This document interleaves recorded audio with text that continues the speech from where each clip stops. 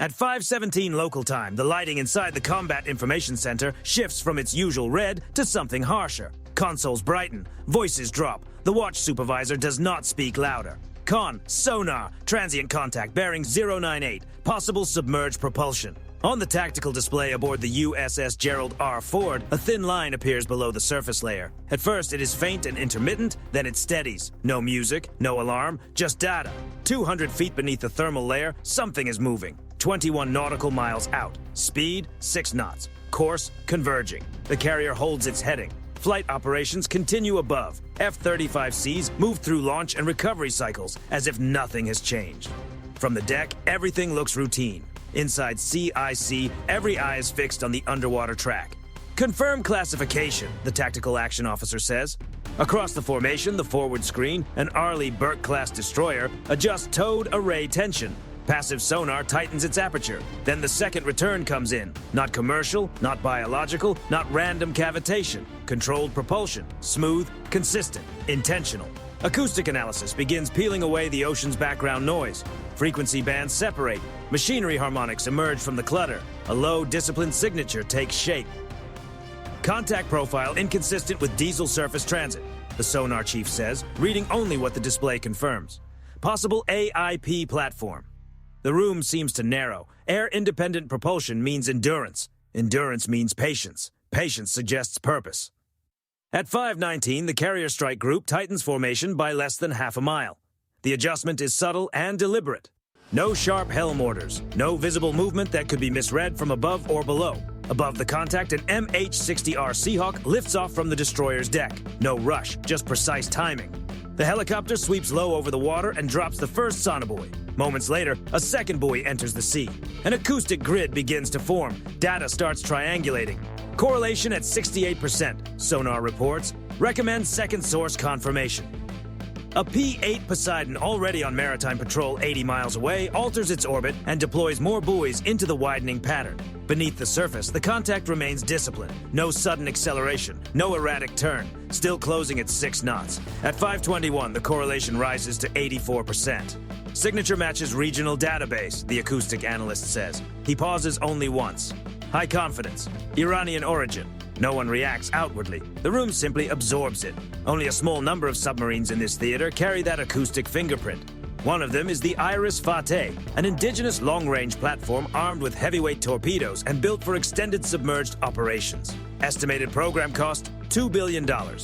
The tactical action officer studies the projected intercept geometry. If the submarine holds its current course and speed, it will enter the outer edge of a firing envelope within minutes. Time to probable engagement window? Under 9 minutes. No one says the next word. At 5:22, the strike group shifts to modified general quarters. The change is controlled, not broadcast.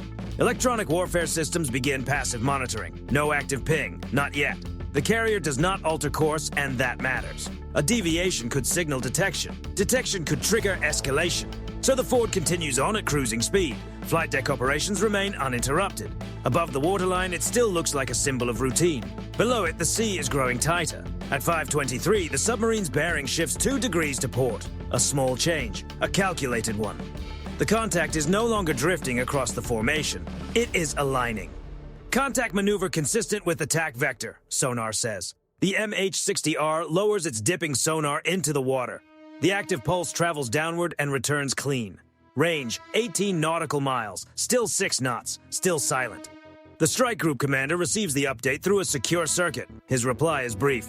Maintain posture, continue classification, no escalation without confirmed hostile act. At 5:24, the projected track stretches forward in red across the CIC display.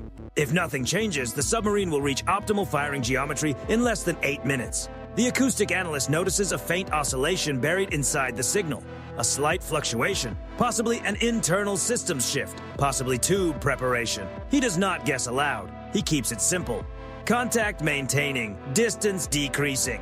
The room remains calm, precise, professional. Outside, the sea is flat and blue. Sunlight flashes off the carrier's island. From orbit, it would look like an ordinary transit. Under the surface, a $2 billion submarine is closing in. Time to probable firing solution, under 9 minutes, and falling. At 5:24 local time, the contact changes behavior. Con, sonar, contact increasing speed, now 12 knots. That is not a drift correction. That is a choice. At 6 knots, an AIP submarine is a shadow, quiet, patient, almost invisible below the thermal layer. At 12 knots, machinery loads change, internal systems transition, flow noise rises, and rising noise can be tracked. Across the formation, the Arleigh Burke-class destroyer to starboard reports the same increase in acoustic energy. Cavitation minimal but rising, shaft RPM increasing. The submarine is no longer preserving maximum stealth. It is maneuvering for position. Range, 14 nautical miles. The projected intercept geometry tightens inside the Combat Information Center aboard the USS Gerald R. Forward, the red line extending from the submerged contact now points directly toward the carrier's inner screen. The tactical action officer speaks in an even tone. Assess intent. The acoustic supervisor answers without hesitation. Contact maneuver consistent with attack approach. Probability high. At 5:25, the submarine changes depth 10 meters shallower. Slight but deliberate. Thermal layer transition likely, sonar reports, improving its firing solution. The carrier strike group does not break apart. That would hand over the initiative. Instead, the outer screen shifts laterally by less than a mile, just enough to widen the engagement envelope without signaling panic. Above the surface, flight deck operations continue. One F-35C traps cleanly, another rolls toward the catapult. Below the surface, the calculations accelerate. Time to optimal torpedo range? The TAO asks. Under 6 minutes. The MH-60R Seahawk holds its orbit and dips sonar again, sending out another controlled active sweep. This time the return is sharper. The hull shape begins to resolve inside the algorithmic filter. Length matches a regional long-range class. Machinery signature aligns with the database at more than 90% confidence. It is no longer just a contact. It is a verified threat. At 5:26, a spike appears. Sharp, brief, then another. The acoustic analyst goes still for half a second before speaking. Transient pressure change. Possible outer door actuation. No one says more than that, but everyone understands. Flooding torpedo tubes creates tiny disturbances in the surrounding water pressure. Not loud, not dramatic, but clear to trained ears. Reconfirm, the TAO orders. A second array verifies the fluctuation. Consistent with tube preparation, sonar replies. Range, 11 nautical miles. The submarine increases speed to 15 knots. That is the second mistake. At that pace, stealth begins to erode fast. Propulsion noise spreads across the frequency bands. Wake turbulence grows. The ocean starts giving away details. Across the formation, an escort cruiser activates Nixie-towed decoys. Thin cables stream into the water, pulling acoustic lures behind the hull. Another destroyer edges slightly forward of the carrier's bow. No flares, no depth charges, not yet. The doctrine is layered. Confirm, track, respond, neutralize. At 5:27, the contact steadies at 15 knots. Distance, 9 nautical miles. Inside CIC, the engagement clock appears on the main display. If the submarine fires now, heavyweight torpedoes running above 40 knots could reach the outer screen in less than 4 minutes. The acoustic supervisor draws a slow breath. Then it happens. A sharp, unmistakable acoustic crack, followed by a sustained cavitation signature. Con, sonar, torpedo in the water, bearing 098. Half a beat later, second torpedo, same bearing. There is no siren, only precision. The TAO's voice remains level. Execute countermeasure protocol. Decoys shift frequencies. Active noisemakers deploy. Towed arrays retract to prevent entanglement. With that decision, the submarine changes the geometry of the entire fight. 2 hostile tracks are now moving fast toward the formation. Speed 45 knots, running hot, straight, sonar confirms. The carrier does not make a hard turn. A sudden maneuver would create confusion inside its own formation. Instead, the escorts take the pressure. The nearest destroyer adjusts heading by 2 degrees, drawing one torpedo's projected path toward its decoy field. The cruiser releases additional acoustic interference, filling the water with layered signatures. Above them, the MH-60R banks hard, repositioning for a possible counterattack. Range to outer screen, 7 nautical miles. Time to intercept window, under 3 minutes. Inside the Ford's CIC, no one raises their voice. Every bearing is logged. Every acoustic fluctuation is recorded. 2 torpedoes are in the water. The submarine has committed, and the strike group is already tightening the engagement zone. Impact window, under 4 minutes. At 5:28 local time, both torpedoes continue their run beneath the surface. Speed, 45 knots. Bearing steady. Depth programmed for mid-water column. Inside the Combat Information Center aboard USS Gerald R. Ford, the display splits into blue for friendly tracks and red for hostile ones. 2 red vectors cut quickly through the layered defenses. The outer screen has primary, the tactical action officer says. No panic, only sequencing. The nearest Arleigh Burke-class destroyer adjusts heading 3 degrees to port. Subtle, deliberate. It is not trying to outrun the torpedo. It is shaping the acoustic battle space. Nixie active decoy streaming, the destroyer reports. Behind its stern, the towed lure emits a controlled signal louder than the ship's own machinery, tuned to resemble a carrier-sized target. The first torpedo reacts. Hostile track 1 altering bearing, now homing on decoy. No one celebrates. The second torpedo keeps coming. Track 2 holding original vector, possible wake-homing logic. That is the more dangerous profile. Wake-homing torpedoes do not rely only on sound. They follow turbulence, the disturbed water trailing behind large hulls. The cruiser on the eastern flank deploys additional countermeasures. Surface ships make subtle spacing adjustments, disrupting predictable wake patterns. Above the waterline, nothing dramatic appears to change. From a distance, the carrier group still looks calm and disciplined. Beneath the surface, it has become a 3-dimensional contest of timing, geometry, and seconds. At 5:29, the MH-60R reports in position. Ready weapons. The Seahawk lowers its sonar one final time. The submarine's position is no longer an estimate. It is fixed. Depth, 165 meters. Speed, fluctuating. Course, slight evasive turn. It knows its torpedoes are running. It may already suspect it has been found. The tactical action officer gives the order. Engage. From the Seahawk's starboard rack, a Mark 54 lightweight torpedo drops cleanly into the sea. No flash, no dramatic release, just gravity, then propulsion. Underwater, the Mark 54 activates and listens first. It does not rush blindly. The submarine tries to maneuver. Speed jumps briefly to 18 knots. That is the third mistake. The sudden acceleration blooms across passive arrays like a flare in darkness. Contact cavitating. Bearing confirmed, sonar reports. The engagement zone tightens. Back near the strike group, the first hostile torpedo turns fully toward the decoy. Its guidance commits to the louder target. Decoy separation increasing. Good diversion. Seconds later, a muted underwater detonation. The first torpedo self-destructs after losing coherent target data. One hostile track is gone. The second torpedo closes to within 3 nautical miles of the outer screen. Wake pattern disruption holding, the cruiser reports. A final countermeasure is launched, an expendable acoustic device built to imitate chaotic turbulence. The torpedo hesitates. Its bearing wavers. Track 2 losing coherence. Stand by. The signature stutters. Then a second distant detonation rolls through the water column. Both incoming torpedoes are now out of the fight.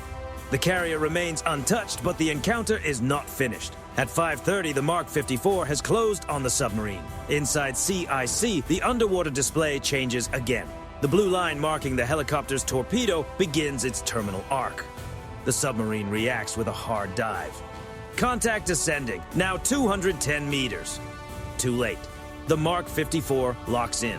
Unlike heavyweight torpedoes built around sheer force, the Mark 54 is precise.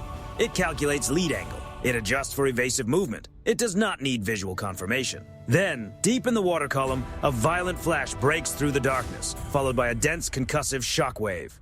Above the surface, there is no towering plume, no dramatic eruption. Only pressure rolling outward through the surrounding steel hulls. Inside CIC, the contact flickers. Sonar report. A pause follows. Brief but long enough for confirmation. Primary contact lost. Debris field detected. Multiple transient metallic signatures descending. Fragmentation. Uncontrolled structural collapse noise. The submarine's propulsion signature disappears. Across the formation, every array listens for return fire, for a second launch, for an escort, for anything. Nothing.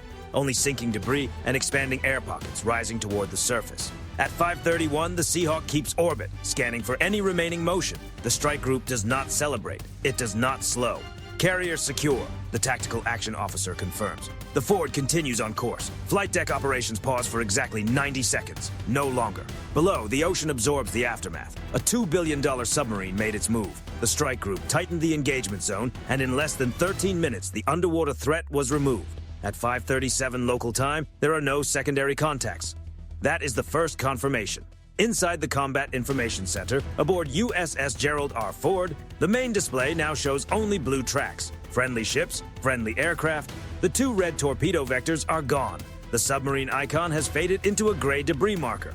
Maintain full acoustic sweep, the tactical action officer orders. In anti-submarine warfare, nothing is declared on the first explosion. It is confirmed in layers. Across the formation, towed arrays remain deployed in passive mode only.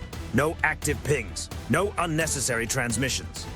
The strike group will not advertise what has just happened beneath the surface. The MH-60R widens its orbit. Infrared and surface search radar scan the waterline for oil sheen, floating debris, or emergency buoys.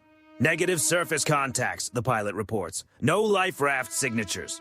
At depth, sonar picks up intermittent metallic ticking, the sound of stressed steel cooling, bending and settling under pressure. Multiple descending objects confirmed, no propulsion return. That is the second confirmation. At 5:40, the outer screen shifts back to standard spacing. Not rushed, not triumphant, professional. A cruiser logs the final intercept geometry. Destroyers recover remaining decoys. Countermeasure expenditure is recorded down to serial number and timestamp. Every second of the exchange, every acoustic fluctuation, every bearing shift, every torpedo run is archived. Not for headlines, but for doctrine, analysis, and refinement. The P-8 Poseidon tightens its orbit and drops 2 more sonobuoys over the debris field. If another submarine had been shadowing the formation, this would be the moment it might move. Nothing answers. The water stays quiet. At 5:44, a secure burst transmission leaves the carrier group and moves by satellite to higher command. Subsurface threat neutralized. Carrier secure. No damage, no casualties. 6 lines. No triumph. No extra language. Only facts. At 5:46, inside the Ford's CIC, posture eases from modified general quarters back toward condition 3. Not fully routine, but stable. Flight deck operations resume, and F-35C taxis forward. Steam vents briefly from the catapult, then compresses. Seconds later, the jet launches into the sky as though nothing had happened below. From the horizon, the carrier strike group appears unchanged. That is deliberate. At 5:48, encrypted channels remain quiet.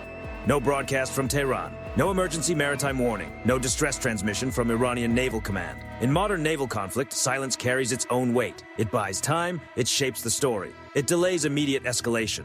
The strike group commander understands that the absence of noise may matter just as much as the detonation itself.